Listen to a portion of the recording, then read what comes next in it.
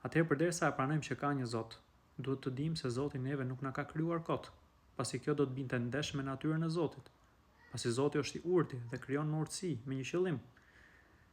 Dhe për të na treguar urtësinë dhe qëllimin pse na ka krijuar Zoti, ai ka dërguar profet, ka zbritur dhe libra, siç i ka zbritur Teuratin Musait alayhis salam, siç i ka zbritur Ungjillin Isait alayhis salam apo Kur'anin Muhammedit sallallahu alaihi wasallam.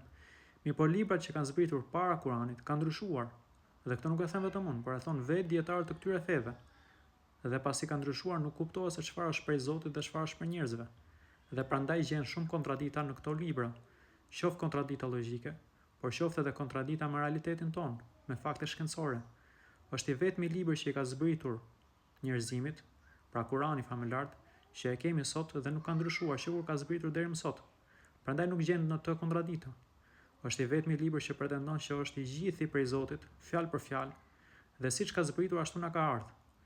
Dhe nuk ka në të as kontradikta, por edhe i sfidon njerëzit që të sjellin qoftë edhe një ajet, si ajetet që janë Kur'an.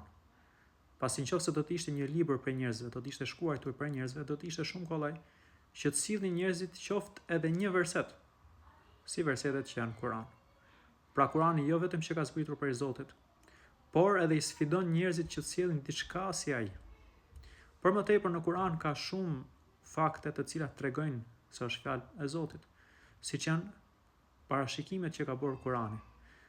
Profeti sallallahu alaihi wasallam në kohën që ishte dhe në vendin ku ishte, nuk do të kishte mundësi të dinte fakte të cilat shkenca i ka zbuluar tash i afër. Pra si ka mundësi që profeti sallallahu alaihi wasallam para 1400 disa vitesh në shkretëtirën e Arabisë të shkruaj një libër që përmban fakte që shkenca tash i ka zbuluar. Si ka mundësi një njeri në atë kohë dhe në atë vend të përshkruaj imtësisht se si lind njeriu dhe se si formohet në barkun e nënës së tij? Si ka mundësi?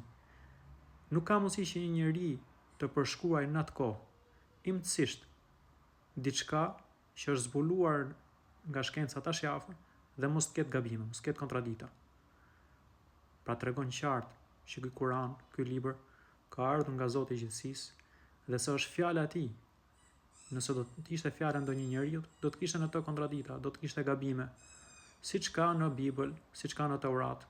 Pasi këto libra tashmë ka fjalë të njerëzve dhe njerëzit janë të gabueshëm.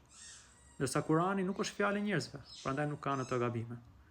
Dhe kështu pra, vim në konkluzionin që Kurani është i vetmi libër i cili ka zbritur nga Zoti dhe është i ruajtur